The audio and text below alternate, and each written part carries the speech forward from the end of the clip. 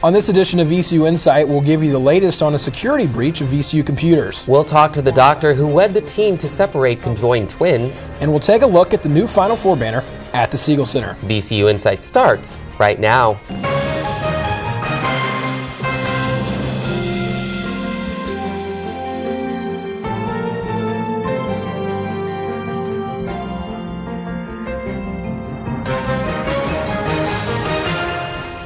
Hello and welcome to VCU Insight. I'm Andrew Phillips. And I'm Justin James. Thank you for joining us.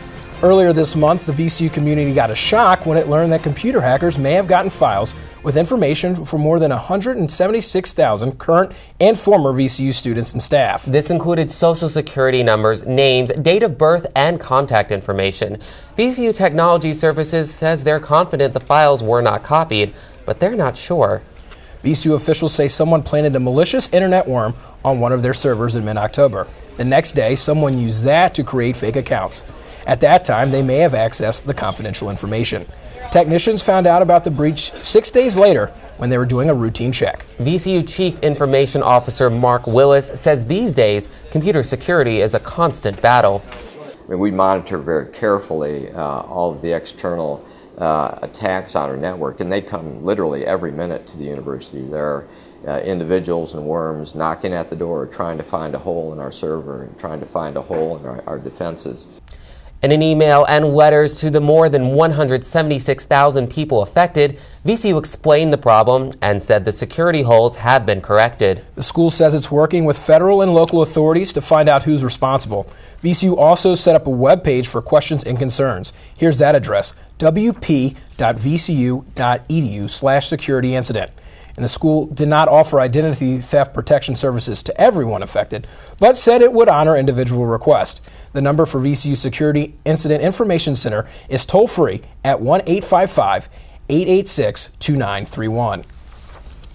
Shockoe Bottom Club, frequented by VCU students, is facing continued scrutiny. It's called Have a Nice Day, but with fights and 2 deaths. It's been anything but that. Open since 1999, popular Shockoe Bottom Club Have a Nice Day Cafe is coming under fire after several incidents of violence. These include a shooting victim in April 2010 and the recent October murder of 20-year-old Justin R. Morgan in its parking lot. Senior psychology major Janae Lewis knew Morgan and remembers the day she had to say goodbye. Looking at him in that casket, I just couldn't believe it. She says clubs like Have a Nice Day should be closed. I personally think that all these clubs just need to be shut down or whatever the case, because they cause too many problems. Sophomore exercise sciences major Kenneth Lewis, no relation to Janae, says he used to party at the club all the time. And despite what he describes as a change in the atmosphere, he doesn't want to see it shut down. I would like to see it stay open. I would love to see a reformation of it. With the outbreaks of violence outside of its walls, people's dissatisfaction with the club have some questioning whether or not it should remain open. And they're taking their concerns to social media. VCU alum Mac McCormick owns McCormick's Pub, about a block away from the club. He started the Facebook page Close Have a Nice Day Cafe after Morgan's death in mid-October. More than 2,300 people have liked it. A competing page, Support Have a Nice Day Cafe, has just 1/10 as many. VCU Insight. Owners from Have a Nice Day didn't reply to our requests for an on-camera interview, but one manager who didn't want to be identified said off-camera that representatives from the club have met with McCormick and agree that their business can do some things better. Bartender Darrell Brown works at Barcode in between VCU and the Bottom. She liked the page in support of shutting the club down and wants the owners to take more responsibility. Sometimes it may not be your property, but because it's next to your property and it's part of a problem, you need to step up and be part of the solution. A solution that many think didn't come quick enough for Justin Morgan. Why did that have to happen to him? He was so young, like, it makes me pretty sad sometimes thinking about it. In mid-November, Have a Nice Day Cafe was the subject of a hearing with the Virginia Department of Alcoholic Beverage Control, this time for intoxicated loitering. It's the club's 5th administrative charge from ABC. If found guilty, Have a Nice Day could face a large fine or be forced to stop selling alcohol. ABC has 90 days to issue its decision. Well, there was certainly a lot of partying on VCU's campus last season when the VCU basketball team made it to the Final Four. Last year's run by the VCU men's basketball team is arguably one of the biggest moments in VCU's 40-plus year history. On Veterans Day, prior to the men's first regular season game against St. Francis, VCU unveiled the Final Four banner. Fans got to watch a highlight video of the team's historic run before the banner was dropped from the rafters.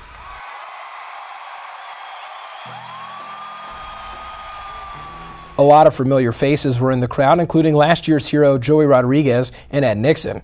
And now NBA players Eric Maynor and Larry Sanders were also in attendance, as well as a packed house of more than 7,500 Ram fans. It hit me that that banner will always hang in the Siegel Center, and you know that team that went to the Final Four will always be remembered. The Final Four banner ceremony comes on the heels of the team being announced as a finalist for Sports Illustrated Sportsman of the Year Award. That winner will be announced in mid-December. Now let's check in with someone who experienced the Final Four run firsthand and also oversees all of VCU athletics. He's in the studio with our Andrew Phillips. Joining me now in studio is VCU Athletic Director Norwood Teague. He's currently in his 5th year at VCU. Thanks for joining me today. Absolutely, Andrew. All right, Mr. Teague, we went to the Final Four last year, just celebrated that last week with the banner ceremony. Talk a little bit about how you felt that went on Friday, November the 11th. Well, I thought it went great. It's hard to do justice to a Final Four run like that, but I thought it went very well. The crowd was super, packed Siegel Center, and the banner looked good. Certainly, you got to make sure those things are right. And I thought it really went off without a hitch, and you know, something that team deserved and our crowd deserved to celebrate. All right, and then the team also just recently was announced in Sports Illustrated that they've been named for a finalist as Sportsman of the Year, pretty big magazine. How do you feel about that honor? Well, I was really thrilled to hear that. I think Seth Davis was the nominee for us in that SI nominee list. I think it shows just the run that the guys made and how much they captured the nation's attention during those 3 to 4 weeks in March. And was I stunned? No, but I was thrilled and was really proud of our guys. And hopefully I don't know what the process is after this of how they vote or how they determine it, but that's really an honor. Sportsman of the Year for a number of decades has been a big deal for Sports Illustrated. Anybody who ever is able to garner that award it's big time. All right, and then right after the Final Four, you were able to secure Shaka Smart into a long contract. You signed him $1.2 million a year. Talk a little bit about how that worked, signing him first, and then why you think that he's going to do just great over the next 8 years. Well, Andrew, you know, after the Final Four, more the Saturday night that we lost to Butler, we came back Sunday morning. I think 95% of our fans stayed, but we came back, and I certainly came back because I needed to seal Shaka for years to come. And we went through a process for a couple of days trying to do that. And he has a lawyer who helps him, not really an agent per se, but a lawyer who's a great guy, really professional. And Shaka wanted to stay. That was a big part of it. And we worked out the finances and warded off other schools who were interested in him coming to coach there. We got very lucky, I guess, in a lot of ways. But the baseline was that Shaka wanted to stay. He wanted to be at VCU. He wants to be here for a long time, and we were able to pull all the resources together to do that. Dr. Rao was phenomenal in helping us do that from his chair. Without him, we couldn't have done it, and he was really forward-thinking there and was just really made it happen. Shaka's going to do great things at VCU. I think, sealing him or getting this deal in place is phenomenal for the university. He's such a great representative of VCU as an academic institution. All right, and just want to touch on, we did a story last episode about the Tommy J. West Club, which just got opened up when the season started. You got a new suite, a little office renovation. Talk about what you've seen from the Tommy J. West Club and how the fans have reacted. Well, it's been even nicer than I thought it would be, Andrew. It's just a stunning addition to the arena. And what it'll allow us to do, it allows us to bring in a lot of different people into a basketball game, entertain them, cultivate them for the future for possible donations or to become donors, because we've got to build our budget. We thrive on donations and support from our fans, and that floor or mezzanine is going to allow us to really entertain at a high level, cultivate people at a high level, and it just allows us to put an incredible first-class presentation forward on behalf of VCU as an institution and the athletic department. All right, and we talk a lot about basketball all the time, but VCU obviously has other sports. So the fall sports season just coming to an end. The women's soccer team had a rough start at the beginning, but they were able to battle back and make it to the CAA final. I know you were down in Williamsburg. Talk a little bit about what you saw from that team and the perseverance that they had to make it all the way to the final. Well, Tim Sahadek and his wife Tiffany Sahadek are our co-head coaches, and they had a beginning of the year they just could not buy a win. They were losing by 1 goal every game or a last-second goal every game. And they just really turned a corner and really outplayed William & Mary in the CAA championship. It was disappointing that they weren't able to win, but they got that program really heading in the right direction, as well as our men's program. We have a lot of other Olympic sports that are doing extremely well, and we're not just men's basketball. We got a lot of other sports that do well, and a lot of student athletes that are really incredible in how they perform, and we're very proud of them. All right. Well, we've been speaking with VCU Athletics Director Norwood Teague. Thanks for being here today. Absolutely, Andrew. All right. VCU's basketball team isn't the only one receiving awards lately. The university has been recognized for being a green campus, but instead of grades for reading, writing, and arithmetic, this time it's recycling, reducing, and reusing. Nakia Wiggum shows us how VCU did on the recent Green Report Card. VCU earned an A- on the College Sustainability Green Report Card for 2011. Sustainability, or recycling today for tomorrow, reflects how universities are doing in areas like alternative transportation and having a green staff like VCU's Office of Sustainability. Sustainability Assistant Parker Long says getting the grade wasn't easy. It's daunting. It's a lot of information, a lot of data points that they need. VCU submitted data in 9 categories created by the Sustainable Endowments Institute. It's a nonprofit organization created to evaluate green initiatives on college campuses. It gives green report cards to over 320 colleges and universities in the United States and Canada. The institute also labeled VCU as the greenest school in Virginia. Others include Virginia Tech and William & Mary, who both received B+. But VCU wasn't always the best student. In 2008, VCU made a C-, in 2009, a B-, and in 2010, a B. VCU made better grades over the last 3 years because of new recycling tools. Many new products and machines are installed on both campuses, like this filter water fountain. Students, faculty, and staff can bring their own water containers instead of purchasing plastic water bottles. Student involvement was one of the lowest scoring categories on VCU's report card. Green Unity is the university's main student group on campus, and member Rachel Elf says they can't do everything alone. We're only so many people, we can only be so many places at once, and so we really need to get this increased involvement, and I think that's going to help a lot in raising VCU's sustainability grade. Despite low student involvement, VCU Recycling Coordinator Steve Hyanitz thinks VCU is doing well as a leading green university. We're making a lot of strides, and I think that we're trying to set the bar high. VCU's bar will continue to be the highest in Virginia until the next report card. For VCU Insight, I'm Nakia Wiggum. The university is already collecting and submitting information for the next report card. Some faculty members recently took time from grading students' work to showcase their own talents outside of the classroom. Mozart's Requiem was first composed in Vienna in 1791. 220 years later, the VCU Symphony is performing it for the very first time. On November 8th, VCU Symphony and Choral Ensemble joined the Commonwealth Singers for the performance. VCU music professor Charles West has been teaching clarinet at the university for 25 years and was a featured soloist in the performance. He says he's thrilled to be a part of music history at VCU. And it's a great piece, and it's just a great opportunity to play for my students and for all the students in the community. Next up, VCU Music will be holding its annual holiday gala on December the 9th. Tickets are $10 for adults and $5 for children. Students are getting their time in the spotlight too. VCU Insights' Nakia Wiggum joins a recent pageant winner in studio to talk about her road to the crown. The winner of the 2011 Miss Black and Gold pageant, Chelsea Gary, is our guest today. She's a junior public relations major from Virginia Beach.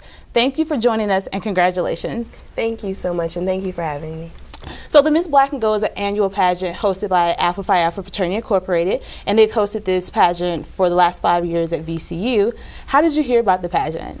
Well, actually, my brother, he was involved in, I guess, the putting on of the pageant at his school, Hampton University, and just seeing how involved they were and how beautiful the ladies were and just everything that went into it, I knew that someday I wanted to be a part of the pageant, and I think that was in high school.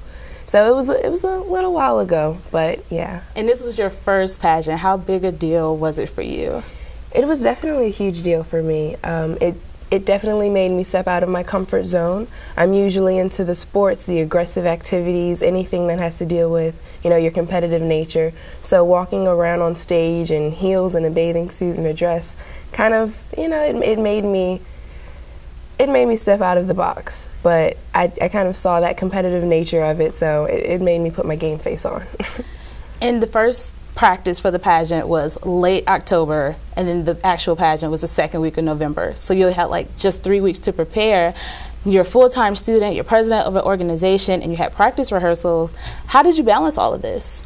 I would definitely have to say my agenda was my best friend. Every day I had a to-do list, and I had to stick to it on what I had to do, when I had to do it, what classes were coming up, and when to study, things of that nature.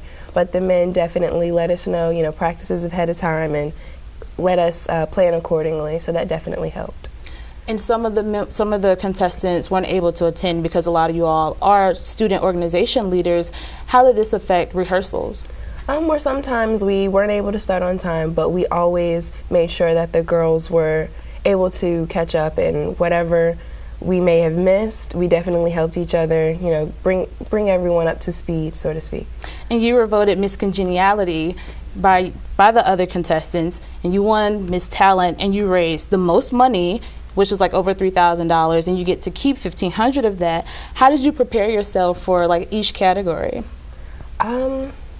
I would have to say just remembering that it's a competition, but knowing that this is making me a better person and it's making me more well-rounded, so to speak. I would have to say that the Miss Congeniality Award was definitely my favorite because it showed me that these girls that I was sort of competing against actually saw me in a light that was pleasing to them. And to know that I could be a friend to them and throughout this experience definitely warmed my heart the most.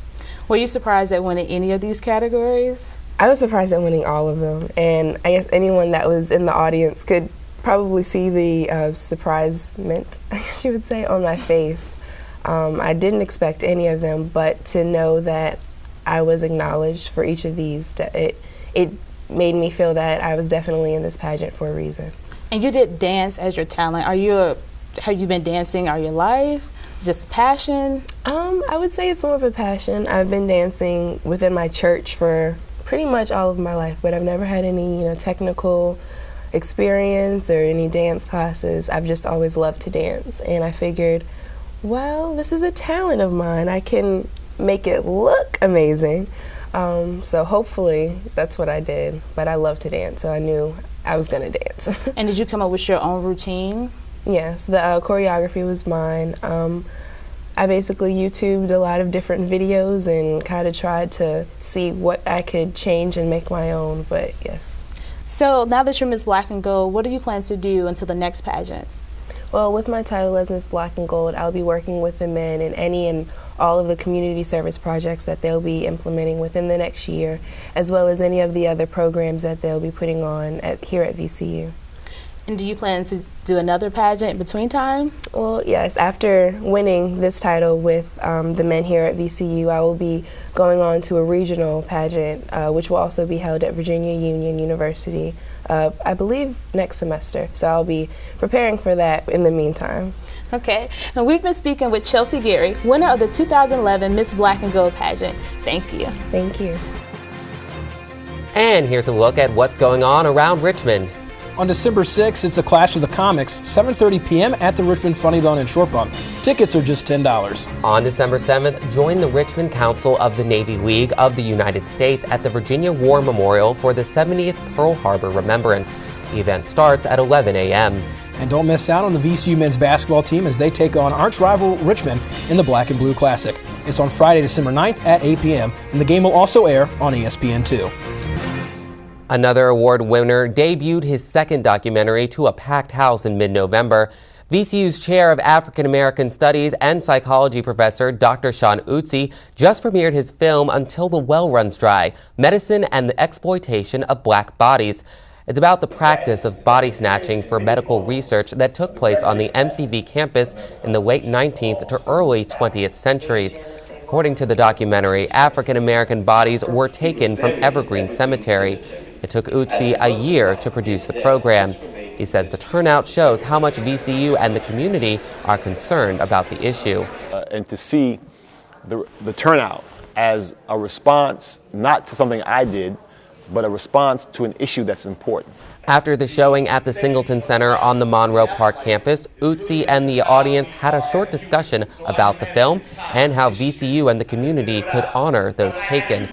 Utsi received the 2010 Virginia Independent Film Festival Award for his previous documentary, Meet Me in the Bottom. VCU recently garnered national and international attention for a complex surgery that separated conjoined twins. Justin James is in the studio now with a doctor that led the team. My guest is Dr. David Lanning. He was the lead surgeon in an operation that separated 19-month-old twin girls Teresa and Maria Tapia. He's here to talk to us a little bit about the surgery and what this means for VCU. Dr. Lanning, welcome to VCU Insight. Thank you. So I understand that the surgery took 20 hours and it was really, really risky given the high mortality rate. How did the hospital get a chance to perform it? We were first informed about the girls who were from the Dominican Republic through World Pediatric Project, which is a nonprofit organization here in town that's committed to providing complex surgical care to children in need in a variety of countries in the Caribbean and Central America, and as well as bringing children to Richmond that have very complex problems. They've had a presence in the Dominican Republic for almost 10 years, and so they turned to World Pediatric Project and informed us of the twins, and then they in turn informed me. I'm one of the main pediatric general and thoracic surgeons that cares for kids through World Pediatric Project. So we decided, as we have done with dozens and dozens of other children, to really look at their chart, and we felt that we were capable to provide the care to separate them. And I know everyone's wondering, how are the twins doing now? They're doing well. Really, they've about 2 weeks out from surgery, and as you mentioned, it's a very long, complex operation, and we anticipated a fairly lengthy recovery period. But all organs are working well. They're on room air. Their GI tracts are really working well. Just last night, one was having some concerns, but with some medicines and so forth, she's going to be just fine. But they're getting their occupational and physical therapy, relearning how to walk. So we really couldn't be happier with how they're doing. Now, I know you said in a recent article that only about a dozen of these surgeries are performed worldwide each year. How come they're performed so infrequently? Well, it's a rare problem. Really, estimates are about 1 in 100,000 live births. Many of these have a number of other congenital anomalies or birth defects that really many don't survive to become in childhood years, and also because of the complexity of how they're conjoined, really aren't able to be separated. Fortunately, these girls, while they had complex anatomy, we did feel as though they could be separated, and that was really what the mom and their family really wished for. That's great. I know this story has picked up a lot of national media attention. My guess is that media training wasn't necessarily something you studied in med school. I'm just wondering how that's been going. Yeah, that's correct. You know, it's a great story. We really I think it's easy to talk about them. They're beautiful girls. And the organization, not only all the organizations involved, World Pediatric Project, and of course Children's Hospital Richmond at VCU, the hospital, Hospitality House, all are great organizations that have been really providing fantastic care to a number of children, over the last, my experience is 7.5 years since I've been back at VCU, and so it's easy to talk about them. Do you think this will pave the way for some more surgeries at VCU? Well, again, we already care for dozens and dozens of children every year, many of which have a variety of complex problems. Certainly, this is a unique problem, but maybe, certainly, I think it certainly has raised awareness of what we can offer at the Children's Hospital, and we're happy to certainly look at more twins if they come along. Very good. Well, we've been speaking with Dr. David Lanning, Chief Surgeon at the Children's Hospital of Richmond at VCU. Thank you for joining us, Dr. Lanning. Sure. And finally tonight, the VCU Pep Band has become a staple at men's and women's basketball games over the years. Now, they're celebrating the debut of their new CD. As the VCU men's basketball team was making their historic run to the Final Four, the VCU Pep Band, the Peppos, were riding the team's success to their own. The Pep Band won the annual Battle of the Bands competition in Houston at the Final Four. And because of this success, conductor Ryan Capacci decided it was time for the band to record and release its first CD in more than 10 years. The music that we play is really good, so we thought, why don't we put it on a CD and try to get a quality product out there? And it turned out really, really nice. The CD was recorded over the summer at a local high school and will include many fan favorites such as the Hey Song, War, Crazy, and others. Musicians in the band say they're very excited to hear their work on CD. It's going to be great. We recorded it right after the tournament stuff over the summer, so we were already on a roll with all our music and everything was just kind of blending together. Some VCU basketball fans are very happy about the new CD coming out because they'll finally have a way to listen to the band's music instead of having to rely on iTunes versions or recording them at the game. It's taken long enough, but I'm so glad to hear it's coming out now, because what better way to get hyped than throwing a CD in your car on the way to the stew? The new Pep Band CD will be given out to some donors at the VCU Ram Athletic Fund, while other CDs will be sold here at the Verizon Wireless Arena at $8 a piece. The money's going to break even. That's what we do. We don't want to make any money. We're very grateful for the money that VCU gives us to operate. The new CD went on sale at the VCU men's basketball game on November 30th. The band plans to sell the CD before games, and they're hoping they'll sell so many they need to do a reorder. Wow, so it sounds like it's been a pretty big year for the Pep Band. Yeah, they won the Battle of the Bands down in Houston, and now they have a CD that's out, so exciting time for the Pep Band. I'll be sure to download that when I get home. And that does it for this edition of VCU Insight. Thanks for joining us. Make sure to check us out online at insight.vcu.edu. I'm Justin James. And I'm Andrew Phillips. We'll see you next time.